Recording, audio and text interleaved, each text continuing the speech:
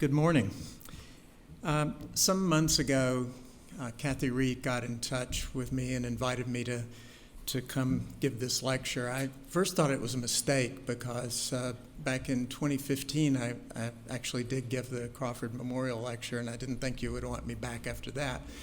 But I said yes quickly, and then I began to ask myself, well, what's different now from 2018, and what's changed? And more pointedly, I had to ask myself, what have I learned in those years, and what did I get wrong, or what did I overlook? Surprise, surprise, I did get a few things wrong, and I did overlook some stuff, and that's what I actually want to talk about today. For one thing, what's changed is the number of food insecure people has grown. It's 800 million or so now. What I did back in 2018 at the Crawford Memorial Lecture was I based that lecture really on a wonderful book I had read before that by Lloyd Evans, an Australian. The book was called Feeding the 10 Billion. I think it's still one of the best books I've ever read on the subject. And Dr. Evans, towards the end of that book, outlined the 6 ways in which we have of increasing food supplies. There are only 6 ways of increasing food supplies, and we all know that food supply is going to have to increase, if only because of population growth. And I looked at the constraints or the obstacles, the challenges towards increasing food supply. And in particular, I looked at climate, I looked at land, the amount of land devoted to grain production in this world on a per capita basis is half what it was in 1961, so that's probably not going to be a way out of our current crisis. And I looked at water. Most of the aquifers in the world today are in a state of depletion. They're being depleted faster than they're being replenished. So I looked at basically climate, land, and water. So what did I get wrong? Or what did I not emphasize enough? Even though I was really preoccupied by climate in those days, I don't think I quite got that right, because I don't think that I, or maybe any of us, really quite anticipated the speed or the severity of the changes that were about to come in the number and the extent of extreme weather events. This past June was the hottest June ever recorded for global temperatures. July was the hottest July ever recorded. July was the 533rd consecutive month in which the global average temperature for the month, July in this case, exceeded the 20th century average for Julys. 533 consecutive months of quote-unquote above average temperatures. I don't know anything in life that happens 533 consecutive times by coincidence. Something is changing. And it's playing out in real time. We're seeing historic drought in the Horn of Africa. We've had heat waves and droughts and fires in the United States. In Europe, Pakistan has just been through a monsoon that was 5 times the 30-year average, 2 million acres flooded, 800,000 animals killed. And now we're heading into El Nino, and you know what that means. So a lot of people are saying, well, this is the new normal. But maybe not. Maybe the new normal hasn't quite arrived yet. Maybe the new normal is actually in the future. If you look at climate predictions, you would have to say the new normal is not yet here. In fact, today's weather may turn out to be the coolest and best that our agricultural systems experience in our lifetime. So while the speed and the severity of climate change has exceeded even my expectations, what's not clear to me is that our analysis has caught up with that. I'm not sure that our analysis of what to do or how much to do has really changed quite as much or quite as fast as the climate itself. And I'm not sure that we in the global community have really fully come to appreciate how profoundly and how extensively climate change is going to affect our agricultural production. If you look at crops, you know that excessive heat affects every part of the plant at every part of the growing season, from roots to flowers. So in the future, our plant breeders are really going to have their work cut out for them in adapting every part of the plant at every part of the growing season to climate. And they're going to have to do that for every one of our crops. Looking back at my 2015 lecture, the one big thing I really missed was conflict. I don't think I mentioned it in the 2015 lecture. We know, of course, that there's a strong correlation between climate, between food insecurity and national security and conflict. That correlation goes back many, many years. In 2007, 2008, we saw climate events, we saw food price hikes, we saw unrest in 14 countries in sub-Saharan Africa. You look at Arab Spring and you'll see a time when China was having a drought, food prices were going up. All of the countries that are the largest importers of wheat on a per capita basis were in the Middle East, and we had Arab Spring. I'm not saying that the correlation is total, but I'm saying that climate is a threat multiplier for conflict, and conflict is a threat multiplier for insecurity.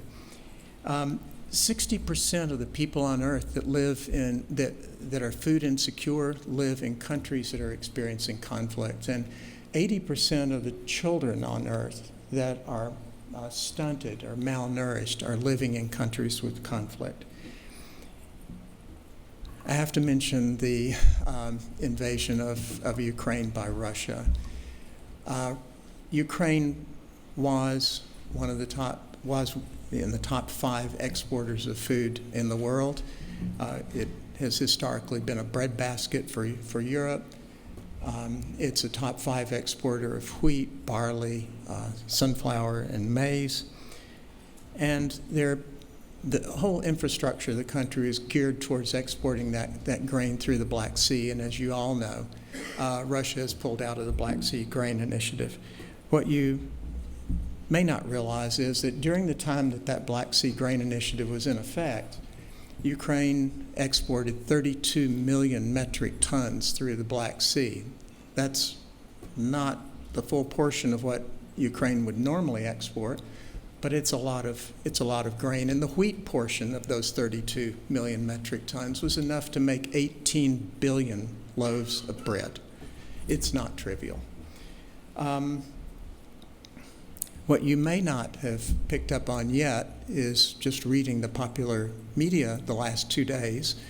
Obviously, Russia pulled out of the Black Sea Grain Initiative. Now it's bombing the ports, the Ukrainian ports on the Danube River, which is the alternative to sending grain out through the Black Sea. This is a war on food security, or at least poor people in the global south are the collateral damage for Mr. Putin's war in Ukraine.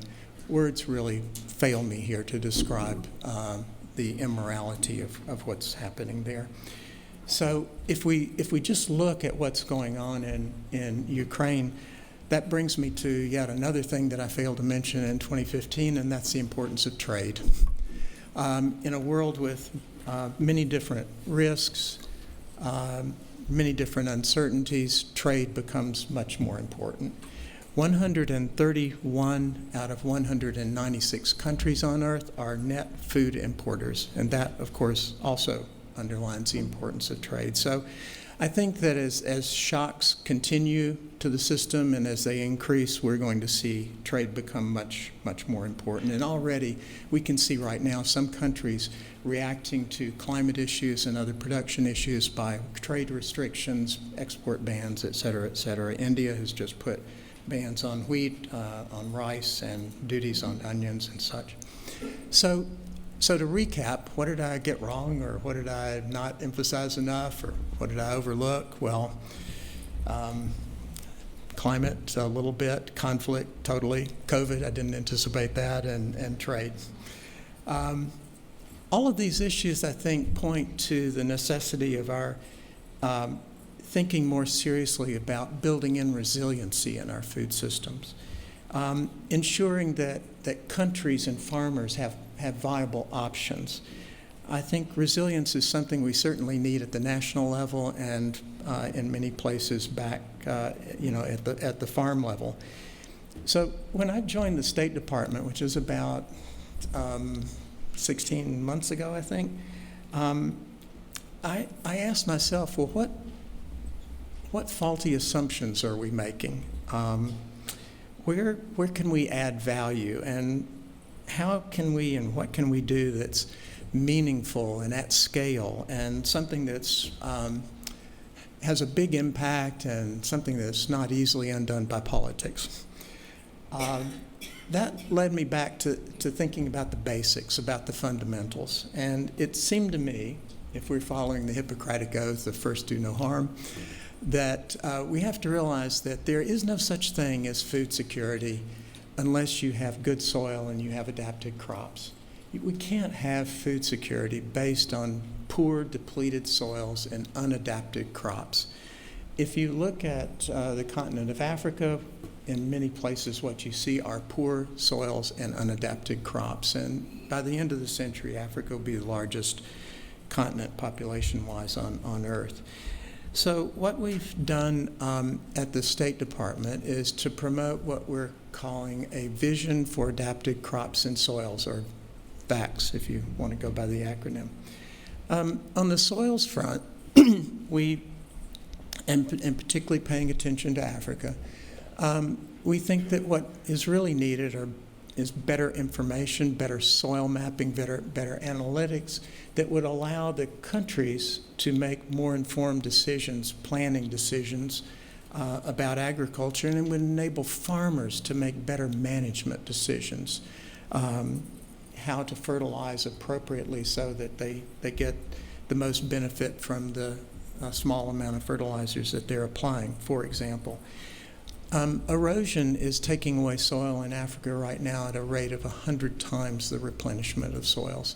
So obviously, if we're looking for food security in Africa, we can't be thinking of humanitarian aid as being equal to food security, and we can't be thinking of having food security without good healthy soils.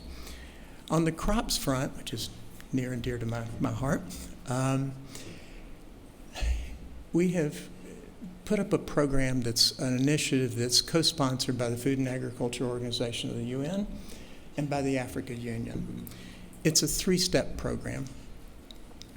I'll say as background that the African Union some years back, just a few years ago, adopted a common position on food systems, and in that common position on food systems, they emphasized themselves the importance of traditional and underutilized and indigenous crops in Africa, and noted that these are crops where there have been massive underinvestment. If you look at Africa today, the staples, wheat, maize, rice, these are crops that originated outside of Africa. It's probably the only continent in the developing world that you could say that about. So we wanted to look at some of the underutilized crops for a couple of reasons. One, to help them realize their potential, to increase the resiliency to the systems, and to add good nutrition for people in Africa. And as I mentioned, we put up a 3-step program. The first step, co-sponsored by FAO and the African Union, was to identify those crops that have the most potential for adding nutrition to the diets in Africa. The second step was to take that subgroup. We first started with a group of about 300 indigenous crops in Africa, narrowed that down to the 60 that we thought had the most potential for adding to nutrition. And then the second stage was to look at those 60 and say, well, which of these 60 are going to perform best in a climate-changing world? If we have that information in front of us, if we know which are the crops that have the most potential for nutrition, and we know which of those crops are going to do the best in climate change, then for the first time in history, actually, we have a rational basis for making crop improvement investments. So what we did was to bring together the nutrition community, the climate change community, the agricultural development and plant breeding community, pretty much for the first time in the same room to hash through a lot of these issues in an effort really to rethink what a cropping system would look like based on nutrition, and then to facilitate it with this work on crops and soils.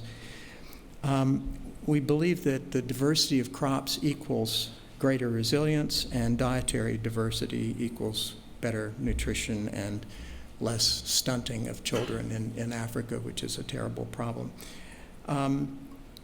The third step in our program is to establish a multi-donor trust fund. We're in discussions with the International Fund for Agricultural Development in Rome about establishing that fund so we can provide ongoing support for these types of efforts.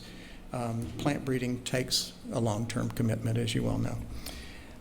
The second big thing that we've tried to push at the State Department in the United States is simply to bring more attention to the need for agricultural research and development. Agricultural research and development is the comparative advantage that countries like Australia and the United States have in this world. And yet, speaking for the United States, I will say that our public investment in agricultural research on an inflation-adjusted basis is back where it was 50 years ago. In the midst of growing and severe challenges to food security, we need to be prioritizing agricultural research and development. If we're going to maintain our status in the world and we're going to promote the kind of values that the United States and Australia share, if we're going to have a chance of creating a food-secure world, we're going to have to reprioritize agricultural research. Business as usual isn't going to cut it. And in fact, I think we have to be ambitious and aspirational and perhaps go for a few moonshots, a few big developments in agricultural research and development. I'm not well placed to tell you what those would be, but maybe it's nitrogen-fixing grains, maybe it's perennial grains, maybe it's a transition of some crops from C3 to C4 for photosynthesis, maybe it's work on aflatoxins and mycotoxins to reduce post-harvest loss. There are a lot of different things that we could really be putting some scientific effort into. Anyway, these are the kinds of things that we want to do, and I think we have to get into the mindset of being willing to make long-term investments and long-term commitments to do that. I'm going to end with two thoughts. One is, I hope everyone in this room appreciates how important and how special the Crawford Fund is. It's an amazing institution. There's no institution like it in any other country that I know of. And I really wish that every country in the world had a Crawford Fund, and I really wish that every country in the world had a Kathy Reed.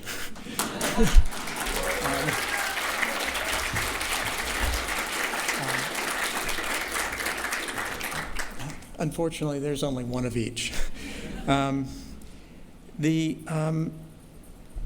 The second thing I want to mention is that John Anderson mentioned yesterday that we've lost some real giants in our field in recent years, and I want to close on that note. Of course, a couple of years ago, 2019, we lost Tim Fisher, who had been the chair of the board of the Global Crop Diversity Trust and was such a friend and such an ally for us. You lost John Kieran recently, and just in the last couple of weeks, we lost a couple of other really special people. Gordon Conway, who is the former president of the Rockefeller Foundation and wrote a book called The Doubly Green Revolution. And then we lost a person who was one of my dearest friends and a dear friend to several people in the audience, and that was Wally Falcon. Wally, for whom I named my dog, which is a great honor in my family, was an agricultural economist, a professor at Stanford University, co-founder of the Center for Food Security and the Environment, on the Presidential Commission for World Hunger. He's one of the few people, there are only one or two others, that have been the chair of the Board of Trustees, both of the International Maize and Wheat Improvement Center and the International Rice Research Institute. Wally was a bigger-than-life person. On the outside, he looked a little bit like Winston Churchill in the face, and he had a gruff exterior, perhaps, and a deep voice. I was thinking about him as I thought about what to say to you today, and I thought, well, if Wally were here, if he were out in the audience, after I finished my talk, he would come up to me probably, and he would say something in this deep voice of his, and he would say, well, pretty good lecture, Cary. And then he would say, you know, you made some important points there. And then with a little twinkle in his eye, he would add, some of them might even be true. So I guess I'll leave it to you to decide whether anything I've said today is true. But if you invite me back again, I'll tell you what I think about it. So again, thank you so much. Have a great conference.